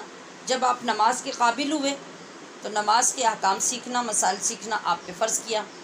جب آپ روزہ رکھنے کے قابل ہوئے اور مکلف ہوئے تو آپ پہ روزے کے احکام و مسائل سیکھنے فرض کیے۔ جب آپ زکوٰۃ دینے کے اہل ہوئے یعنی صاحب نصاب ہوئے تو زکوٰۃ کے احکام آپ پہ سیکھنا فرض ہوا۔ اگر آپ مفلس ہیں، غریب ہیں اور زکوٰۃ کے مقام تک نہیں پہنچے اور اس کے ابھی اہل نہیں ہیں تو پھر آپ پہ وہ فرض بھی نہیں ہے۔ اسی طرح حج کا معاملہ ہے کہ جب آپ صاحب نصاب ہوئے اور حج آپ پہ فرض ہوا تو اب اس کے فرض احکام و مسائل سیکھنے بھی ضروری ہیں، اگر نہیں ہوئے تو سیکھنے ضروری نہیں ہیں، یہ ہیں ضروریات دین۔ اب جو ان کو کرے گا، جو ان کو سیکھے گا، جو ان کا علم حاصل کرے گا، اس نے تو اپنے فرض کو پورا کیا، اور جو ان چیزوں کا انکار کرے گا ہٹ دھرمی سے، اپنی ضد سے، جہالت سے، تو اس کا انکار کرنا کفر ہو جائے گا۔ اب یہ آپ نے یہاں تک سمجھ لیا؟ یہ باتیں کیوں سمجھائی جا رہی ہیں ہمیں؟ کیونکہ ہم یہ سمجھ لیتے ہیں کہ ان چیزوں کے ساتھ ہمارا کوئی تعلق نہیں ہے، ہمیں تو ڈاکٹر بننا ہے، ہمیں تو پروفیسر بننا ہے، ہمیں تو دنیا کی فیلڈ میں یہ کام کرنا ہے، وہ کام کرنا ہے۔ بس مسلمان ہونے کے لیے یہ تھوڑا ہے کہ ہم مسلمانوں کے گھر پیدا ہو گئے، اس سے زیادہ ہمیں اور کسی چیز کی ضرورت نہیں ہے، یہی کافی ہے۔ حالانکہ صحابہ اکرام نے تو نبی علیہ السلام کے مقدس زمانے اور آپ کی مقدس صحبت میں رہنے کے باوجود بھی علم سیکھے ہیں، تو ہم کیسے سیکھے بغیر بری و ذمہ ہو سکتے ہیں؟ حالانکہ دنیا کے ہر شعبے کے ماہرین کو آپ ملاحظہ کریں، اگر ہمارے ماں باپ ڈاکٹر ہوں، توجہ ہے نا آپ کی، اگر ہمارے ماں باپ ڈاکٹر ہوں، اگر ہمارے ماں باپ پروفیسر ہوں، اور اگر وہ انجینئر ہوں، تو بتائیے کہ کیا ہمارے لیے یہ سب کافی ہے؟ یعنی ماں ڈاکٹر ہے یا باپ ڈاکٹر ہے تو میں ڈاکٹر ہوں، کیونکہ میرے ماں باپ ڈاکٹر ہیں۔ میرے ماں باپ دونوں یا کوئی ایک پروفیسر ہے تو میں پروفیسر ہوں، کیوں بھائی؟ اس لیے کہ میرے ماں یا باپ پروفیسر ہیں۔ اپنے آپ کو کہلوائیں گے ہم؟ کوئی کہنے دے گا؟ ہرگز نہیں۔ ہمیں بھی اتنے ہی سال، اتنی ہی محنت کر کے یہ نام حاصل کرنا پڑیں گے۔ تو مجھے بتائیے، کیا کامل مسلمان ہونے کے لیے ہمیں کچھ کرنے کی ضرورت نہیں؟ کامیابی حاصل کرنے کی ہمیں ضرورت نہیں؟ قیامت کے دن تو قرآن کریم کے ارشاد کے مطابق کوئی بھی کسی کی مدد نہیں کرے گا، حتیٰ کہ پہچاننے سے بھی انکاری ہو جائیں گے، ماں باپ بھی بات سننے کو تیار نہیں ہوں گے۔ تو آئیے ہم آج ہی اپنی فکر کر لیں اور فرمان مصطفیٰ پہ عمل کر لیں۔ کیا آپ کی حدیث پاک ہے نا کہ طلب العلم فریضۃ علی کل مسلم، تو اس حوالے سے اس کی فضیلت سنیے آقا دو عالم علیہ الصلوۃ والسلام سے۔ آپ نے فرمایا اغدو عالما او متعلما او مستمعا او محبا ولا تکن الخامس فتہلک۔ اس کا ترجمہ ہے، اغدو کا مطلب ہے بن جاؤ یا ہو جاؤ، عالم یا طالب علم یا علم کو سننے والا یا عالم اور علم سے محبت کرنے والا۔ آپ نے فرمایا ولا تکن الخامس، ان چار کے علاوہ پانچواں کبھی نہ بننا، فتہلک ورنہ ہلاک ہو جاؤ گے۔ یعنی ایک مسلمان کی زندگی یہ ہے کہ یا اس کو، یعنی یہ چار سٹیٹس دیے گئے، ان میں سے ایک اختیار کر لو، یا عالم بن جاؤ، یہ سب سے اعلیٰ درجہ، یا متعلم بن جاؤ، یعنی ہمیشہ سیکھ سیکھ کر چلتے رہو، بغیر سیکھے بغیر پوچھے مت چلو، اور جو پوچھو پھر اس پہ عمل کرتے جاؤ، یا پھر ان لوگوں کی مجلس میں بیٹھ کے علم سننے والے بن جاؤ، اس سے بھی تمہیں فیض ملتا رہے گا۔ ویسے ہی جیسے کوئی جا کے عطار کی دکان پہ بیٹھ جائے جو عطر بناتا ہے، تو جب وہاں سے باہر نکلے گا تو خوشبو سے مہک رہا ہوگا، کیوں بھائی تم کہاں سے آئے ہو، آج بڑی خوشبوئیں لگائی ہیں؟ وہ جواب دے گا بھی خوشبو وغیرہ تو کچھ نہیں لگائی، بس عطار کی دکان پہ بیٹھا تھا۔ تو فیض آ گیا نا۔ تو یہ مرحلہ وار آپ کو ترغیب دے رہے ہیں مصطفیٰ کریم کہ ان میں سے کوئی ایک درجہ اختیار کر لو، آخر کار تم علم والے بن جاؤ گے۔ اگر محبت کرو گے تو محبت بھی تو مجبور کر دیتی ہے نا، محبت والوں جیسا بننے کی؟ اگر سارا نہیں تو کچھ نہ کچھ ان کی ادائیں تو بندہ اپنا ہی لیتا ہے، تو چلو کچھ نہ کچھ علم تو آئے گا۔ اور سننے والا جب بار بار کوئی چیز سنتا ہے تو آپ کو معلوم ہے کہ وہ غیر محسوس طریقے سے ویسا کہنے لگ جاتا ہے، ویسے بولنے لگ جاتا ہے، ویسا لہجہ اس کا آ جاتا ہے، یا پھر اس کی سماعتوں سے جب دین ٹکراتا رہے گا تو وہ بھی عمل کی طرف مائل ہو جائے گا۔ تو آپ نے فرمایا کہ اگر فلاح چاہیے، کامیابی چاہیے، میری رضا چاہیے، جنت چاہیے، آخرت میں اچھا انجام چاہیے، تو پھر ان 4 میں سے ایک بن جاؤ، 5ویں مت بننا، ورنہ ہلاکت کے سوا کچھ نہیں ہے۔ 5ویں چیز کیا باقی رہ جائے گی؟ جہالت ہی رہ جائے گی نا، تو وہاں ہلاکت ہے۔ میں نے کئی بار آپ کی خدمت میں یہ عرض کیا کہ آپ غور کیا کیجئے، سوچنے کی عادت بہت اچھی ہے، فکر کرنے کی، غور کرنے کی عادت بہت اعلیٰ ہے، اس سے انسان کو بہت کچھ حاصل ہوتا ہے اور بہت کچھ کرنے کی توفیق ملتی ہے۔ تو آپ یہ سوچیں، غور کریں، ضرور کریں، بار بار کریں، تنہائی میں کریں، لوگوں کے ساتھ بیٹھ کے ڈسکس کریں۔ آپ نے آج ہمارا یہ 23واں سبق چل رہا ہے، تو ان 23 دنوں میں آپ کے اندر کتنا علم داخل ہوا؟ حالانکہ ابھی تو ہم کوئی باضابطہ پڑھ ہی نہیں رہے، ہم ضرورت کی چیزوں کو نکال رہے ہیں، سلیکٹیو چیزیں ہیں جن کو ہم سیکھنے کی کوشش کر رہے ہیں کہ چلیں اس عمر میں ہمارا گزارا ہو جائے۔ اور جو خوش نصیب بالترتیب، بالاستیعاب، ترتیب سے، مکمل تفصیل سے علم حاصل کرنا شروع کرتا ہے اور اپنے اللہ اور اپنے حبیب کے فرمودات کو سیکھتا، پڑھتا اور آگے بڑھتا چلا جاتا ہے، تو بتائیے یقینی طور پر اس کے لیے عروج، بلندی اور اللہ کے قرب کی منزلیں ہیں کہ نہیں؟ یقینی طور پہ ہیں۔ بس بات صرف اتنی ہے کہ ہمیں شیطان آگے نہیں ہونے دیتا۔ ہم جو کچھ دیکھتے ہیں دور ہی دور کھڑے ہو کے رائے قائم کر لیتے ہیں، دور ہی دور کھڑے ہو کے فیصلہ کر لیتے ہیں، اور دور ہی دور کھڑے ہو کے کہہ دیتے ہیں کہ یہ مشکل ہے۔ ارے مشکل ہو یا آسان، آپ کو کس نے اس کا اختیار دیا ہے کہ آپ یہ فیصلہ کریں؟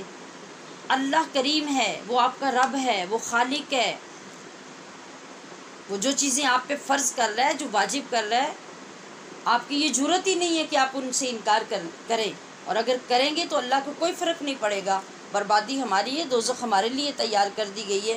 اللہ کریم نے انجام آج سے ہی بتا دیا ہے۔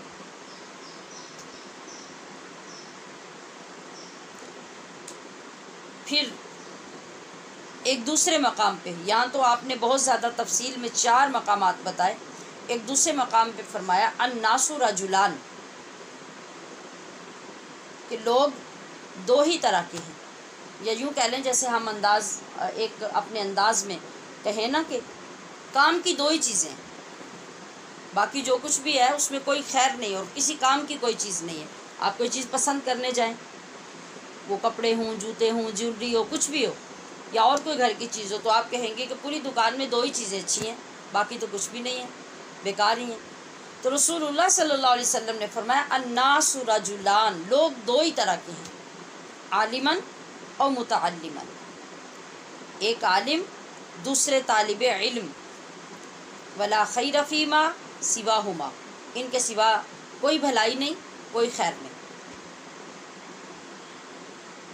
آپ اب اس کو یہ مت سمجھیے گا، علم کا یہ مطلب ہے کہ بس آپ سارا دن کتابیں لے کے بیٹھے رہیں، یہ طالب علم کا یہ مطلب ہے کہ آپ سارا دن رٹا لگاتے رہیں۔ اس کو طالب علم نہیں کہتے اور اس کو عالم نہیں کہتے۔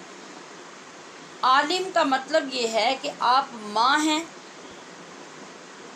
تو بھی صاحب علم ہوں، آپ بیٹی ہیں تو بھی صاحب علم ہوں، آپ بیوی ہیں تو بھی صاحب علم ہوں، آپ بہن ہیں تو بھی صاحب علم ہوں، آپ کہیں جاب کرتی ہیں تو بھی آپ کو اللہ اور اس کے رسول کے احکام کا مکمل پتہ ہونا چاہیے۔ باقی تمام چیزیں تو جزوی ہیں، آپ کو اسلام نے منع ہی نہیں کیا، روکا ہی نہیں۔ آپ جہاں تک پرواز کرنا چاہتی ہیں کریں، آپ جس بلندی پہ جانا چاہتی ہیں جائیں، لیکن حدود وہی ہیں جو اسلام نے دے دی ہیں، آپ جن کا تعین کر دیا ہے، ان حدود کے اندر رہ کر، ان متعین چیزوں کو ساتھ لے کر آپ جو چاہیں سیکھیں، جو چاہیں پڑھیں، جہاں مرضی جائیں، جاب کریں، گھر میں رہیں، لوگوں کی خدمت کریں، فلاحی کام کریں، سوشل ورکر بنیں، مدرس بن جائیں، مدرسہ بن جائیں، مفتیہ بن جائیں، عالمہ بن جائیں، کچھ بھی بنیں، آپ کے حدود وہی ہیں جو اللہ نے قرآن میں نازل کر دی، اور ان سے آپ کو ان حدود کے اندر رہ کے کسی جگہ پر شریعت منع نہیں کر رہی۔ تو عالم بننے کا یہ ہرگز مطلب نہیں ہے کہ آپ دنیا کو چھوڑ دیں گے یا پھر آپ دنیا کی ذمہ داریوں کو چھوڑ دیں گے، نہیں۔ اس کا فائدہ صرف یہ ہوگا کہ ایک ماں جب عالم ہوگی تو وہ پورے خاندان کو عالم بنائے گی، ایک بہن جب عالم ہوگی، بیٹی ہوگی، بیوی ہوگی، تو وہ آنے والی ساری نسلوں کو علم دے گی۔ اس کا روٹیاں بنانا، اس کا جھاڑو پھیرنا، اس کا برتن دھونا، اس کا صفائی کرنا، یہ سب اللہ کے رسول کی تعلیمات کی روشنی میں جب ہو جائے گا تو اس دنیا کے اندر جو گھر ہوں گے وہ سب کے سب جنت کا نقشہ پیش کرنے لگ جائیں گے۔ قرآن کریم میں ارشاد ہے فَاسْأَلُوا أَهْلَ الذِّكْرِ إِن كُنتُمْ لَا تَعْلَمُونَ، کہ اگر تمہیں علم نہ ہو تو اہل علم سے دین کے بارے میں پوچھتے رہا کرو۔ یہ بھی طالب علمی ہے، یعنی آپ ہر کام کرنے لگتے ہیں، آپ کے پاس علم نہیں ہے، آپ اس کا علم حاصل کرتے ہیں، پوچھتے ہیں کہ اس بارے میں اللہ کا کیا حکم ہے، اس بارے میں ہمارے نبی کی سنت کیا ہے، آپ اسے سنتے ہیں، اسے اپناتے ہیں، پھر اس پہ عمل کرتے ہیں، پھر اپنا طریقہ بنا لیتے ہیں، تو یہ بھی طالب علمی ہے۔ آپ جیسے ابھی ہماری اس کلاس میں ہر ایج کی بچیاں، خواتین، بزرگ ہیں، تو آپ کیا کر رہے ہیں؟ آپ بھی اب طالب علم ہیں۔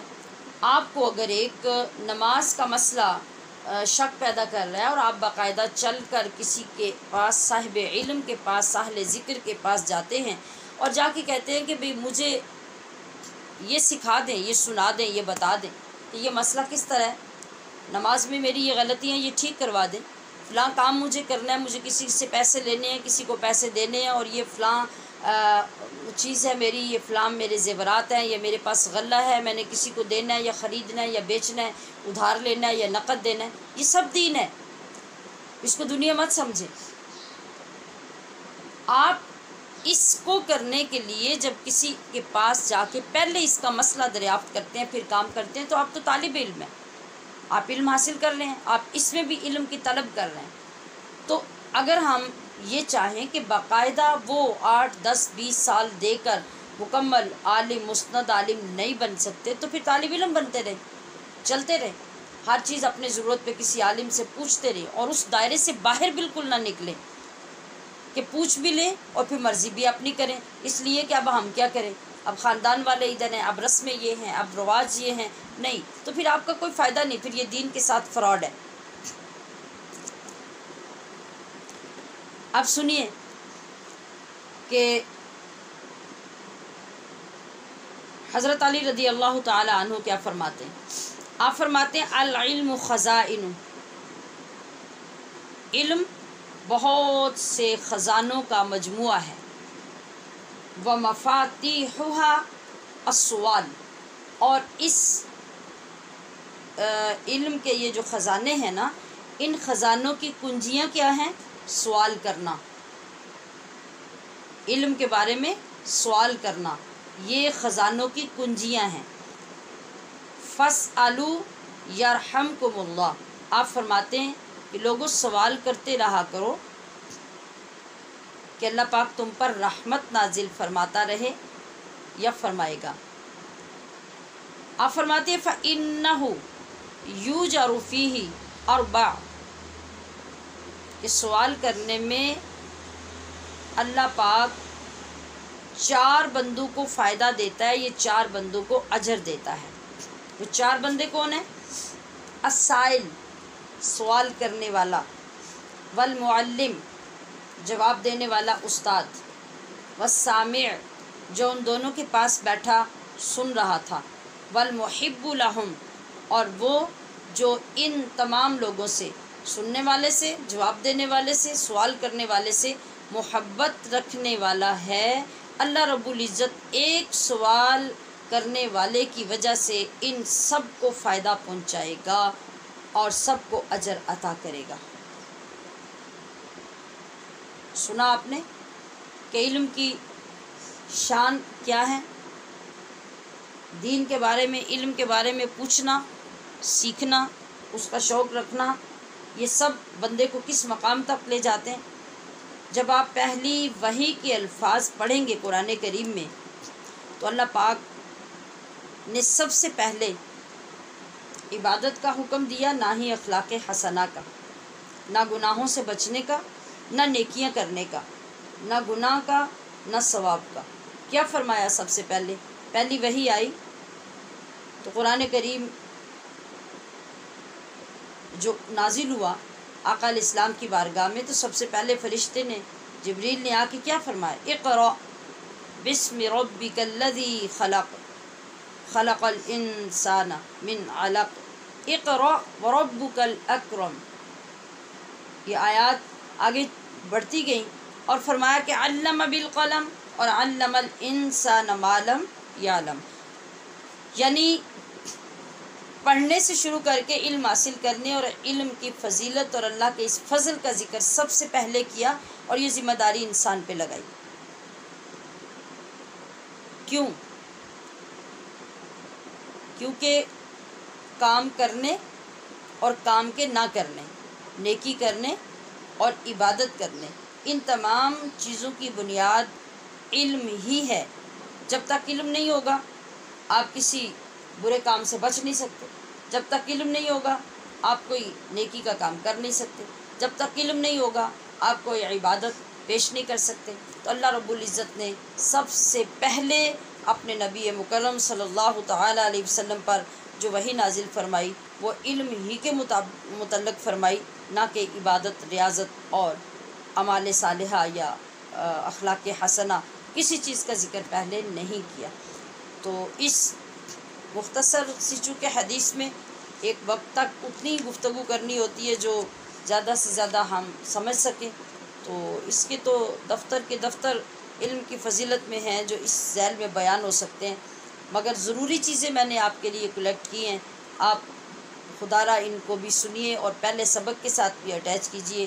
یقیناً آپ کو اپنے اوپر فخر ہوگا، رشک آئے گا کہ اللہ پاک نے ہمارے لیے کون کون سی نعمتیں عطا کر کے کن کن درجات کا اعلان کیا ہے، تو اللہ ہمیں یہ دولت نصیب فرمائے۔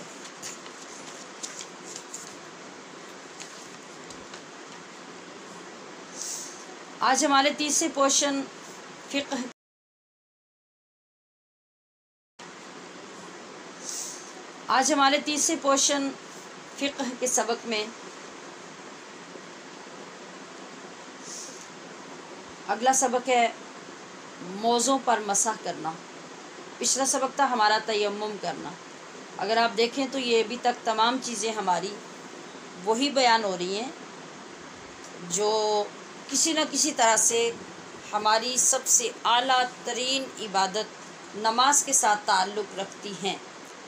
اب یہ بھی ہر روز آپ کے لیے دعوت بھی اور دعوت فکر بھی ہے کہ اللہ پاک نے جو آپ کو، ہم سب کو جو عبادت عطا فرمائی ہے، اس عبادت کی شان و منزلت کا اندازہ اسی سے لگا لیجئے کہ آدھے سے زیادہ ہمارا کورس اور اس کا جو ٹائم ہے وہ اس پہ صرف ہو رہا ہے۔ کس پہ؟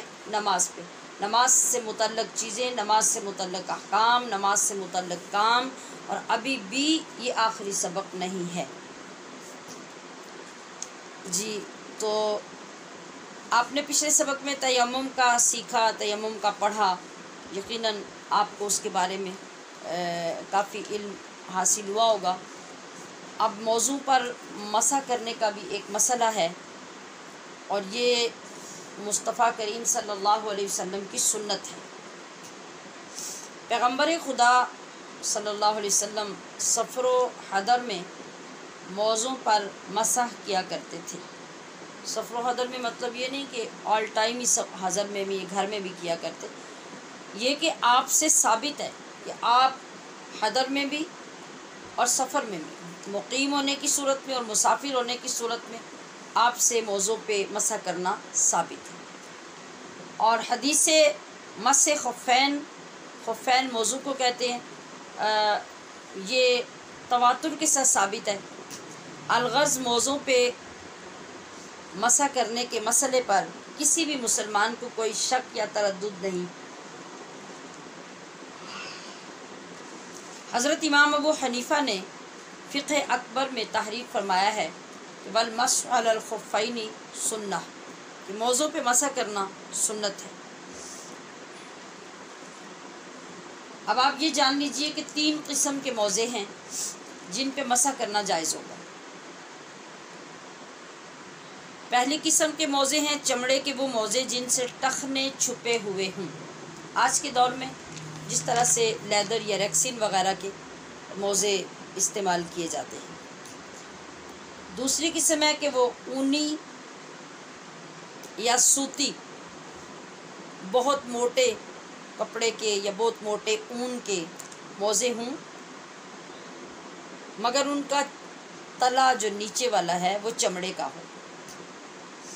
तीसरी किस्म के मौज़े हैं वो ऊनी या सूती मौज़े जो इतने मोटे हों कि खाली मौज़े पहनकर 3 से 4 मील रास्ता चलने से भी वो ना फटें। इन 3 किस्म के मौज़ों पर मसा होगा, चौथी किस्म पे नहीं।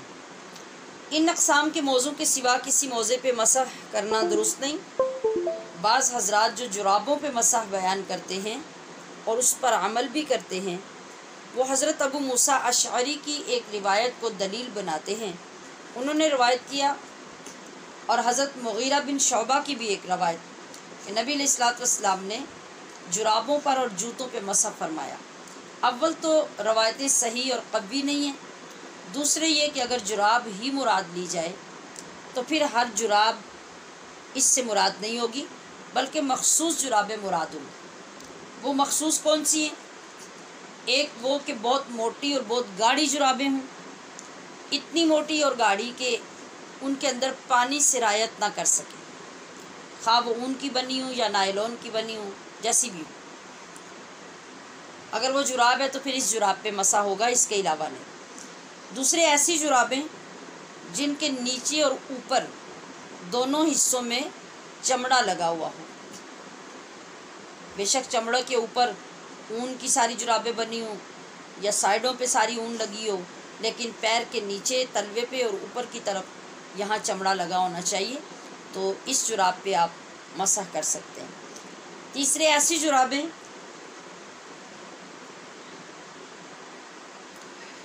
जिनका तलवा चमड़े का हो, बाकी जुराबें खा बारीक ही हों, यानी तलवा वो है जिसके ऊपर आपके पैर रखे जाने और जिसके ज़ोर पे आपने चलना है। तो चलने के पीछे भी बताई गई कैद के कम से कम 3-4 मील अगर आपको चलना पड़े और आप उन मौज़ों से चलते जाएं और वो फटे ना, तो ऐसे मोटे मौज़े जो ऊनी हैं, सूती हैं, लेकिन इतने मोटे हैं, तो फिर आप उन पे मसा कर सकते हैं।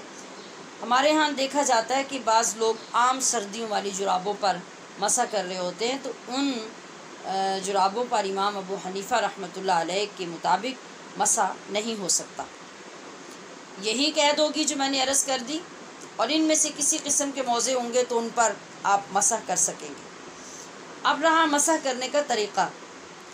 मसा पाँव के ऊपर वाला जो हिस्सा होता है ना, ये जो सामने जूती पहन के जो ऊपर नज़र आता है, जिसको पाँव की पुश्त कहते हैं, इस हिस्से पर सिर्फ मसा होगा।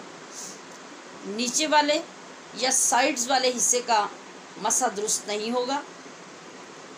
दोनों हाथों को पानी से तर करके दाएं पैर पर दाएं हाथ की और बाएं पैर पर बाएं हाथ की बड़ी तीनों उंगलियां फैलाकर, यानी खोलकर, कदरे आम बिल्कुल जुड़ी उंगलियां ना हो, छोटी उंगली को निकाल दें, शहादत की उंगली, बीच वाली उंगली और उससे अगली वाली, ये तीनों उंगलियां थोड़ी फैलाकर मौज़े के ऊपर अगले हिस्से पे, यानी उंगलियों की तरफ यहाँ रखें और उन्हें पिंडली की तरफ टखनों के ऊपर तक खींचते हुए ले जाएं, यानी पीछे की तरफ ले जाएं और पूरा ऊपर पिंडली तक खींचने की ज़रूरत नहीं, बल्कि जो आपके टखने और गिट्टे हैं उनसे थोड़ा सा ऊपर हाथ चला जाए तो आपका ये मसा मुकम्मल हो जाएगा। انگلیاں آخر تک رکھنی ہے پوری کھلی ہوئی، صرف اگلے کنارے اس پہ مسح کے لیے موزے پہ لگانے سے مسح نہیں ہوگا، یعنی پوری انگلیاں اس کے ساتھ لگیں گی، اور بعض روایات میں انگلیوں کے ساتھ ہتھیلی لگانے کا بھی حکم ہے کہ اس کو تھوڑا سا کشادہ کر کے ہتھیلی سمیت ہاتھ اوپر رکھیں اور اگلی پیروں کی انگلیوں کی طرف رکھتے ہوئے موزے کے اوپر پیچھے کی طرف کھینچ کر لے جائیں، اور یہ ایک ہی بار کیا جائے گا، مسح 3 بار نہیں کیا جاتا، ٹھیک ہے۔ اور دوسری بات یہ کہ تیمم کی طرح مسح صرف غسل اور وضو دونوں میں جائز نہیں ہے، بلکہ یہ صرف وضو میں جائز ہوگا۔ اب ہم دیکھیں گے کہ مدت مسح کیا ہے۔ موزے پہننے کا درست طریقہ یہ ہے کہ آپ وضو کر کے موزے پہنیں۔ اب وضو ٹوٹنے کی حالت میں بھی آپ نے اگر موزے پہنے ہوئے ہیں، اتارے نہیں ہیں، تو اس وقت کے بعد اگلے دن کے اس وقت تک پورا 1 دن اور 1 رات مقیم ہونے کی صورت میں آپ موزے پہنے رکھ سکتے ہیں، اور جتنی بار وضو ٹوٹے گا آپ پیروں کا مسح کرتے رہیں، باقی وضو کرتے رہیں، یعنی 1 دن 1 رات اس وقت سے شمار نہیں ہوگا جس وقت آپ نے پہلی مرتبہ موزے پہنے تھے۔ مثلا آپ نے صبح 10 بجے وضو کیا، وضو کرنے کے بعد آپ نے موزے پہن لیے، اب یہ جو پہلی مرتبہ موزے پہننے کے بعد جو آپ کا وضو ہوا اور وضو جا کے آپ کا کس وقت ٹوٹ رہا ہے، یا 1 بجے 2 بجے ظہر کی نماز پڑھ کے یا ظہر کی نماز سے پہلے، اب موزے آپ نے پہلے وضو کے وقت پہن لیے تھے وضو کرنے کے بعد، لیکن وضو اس کے بعد آپ کا ابھی ٹوٹ رہا ہے، یا 2 بجے یا 1 بجے 10 بجے نہیں، تو اب جو دوبارہ آپ نے وضو کرنا ہے تو یہ پہلی مرتبہ وضو کے ساتھ آپ نے اپنے موزوں پہ مسح کرنا ہے۔ پہلے تو آپ نے وضو کر کے موزے پہنے تھے، اب یہاں سے آپ کے 1 دن 1 رات کی مدت شروع ہوگی، اور اگلے دن اسی وقت تک آپ کے موزوں پر مسح آپ کے لیے جائز رہے گا، جتنی بار بھی آپ کا وضو ٹوٹے۔ یہ ہے گھر میں رہتے ہوئے، مقیم رہتے ہوئے مسح کی مدت۔ اگر آپ سفر میں ہیں تو 3 دن 3 رات آپ اسی طریقے سے مسح کر سکتے ہیں، اس کا حساب آپ کو رکھنا ہوگا۔ اگر اس مدت کے بعد بھی مسح جاری رکھنا چاہیں تو پھر ایک بار وضو کے ساتھ پیر دھو لیں، مطلب موزے اتاریں 3 دن 3 راتوں کے بعد، اور پیر دھو کر وضو کے ساتھ مکمل وضو کر لیں، دوبارہ سے آپ موزے پہن لیں، تو پھر اگلے 3 دن 3 راتیں سفر کی حالت میں اسی طرح آپ جاری رکھ سکتے ہیں، مدت مقیم ہو یا مدت سفر، یعنی سفر میں 3 دن 3 راتوں کے بعد 1 دفعہ دھونا ضروری ہوگا، اور اگر آپ گھر میں ہیں تو 1 رات اور 1 دن گزارنے کے بعد 1 دفعہ موزے اتار کے پیروں کو دھونا ضروری ہوگا۔ آئندہ آپ آگے پھر اب آپ یہ سردی کے لیے بھی کر سکتے ہیں، نارمل آپ اپنی ایک عادت بنانا چاہیں، آپ اس میں ایزی رہتے ہیں، پیروں میں زیادہ ٹھنڈ چڑھتی ہے، آپ کی ایڑیاں پھٹی ہوئی ہیں، آپ کو کوئی پرابلم ہے، یا بڑھاپے کی وجہ سے بار بار آپ پیروں کو دھونا مشکل محسوس کرتے ہیں، تو 24 گھنٹوں میں آپ موزے پہن کے 1 بار پیر دھو سکتے ہیں۔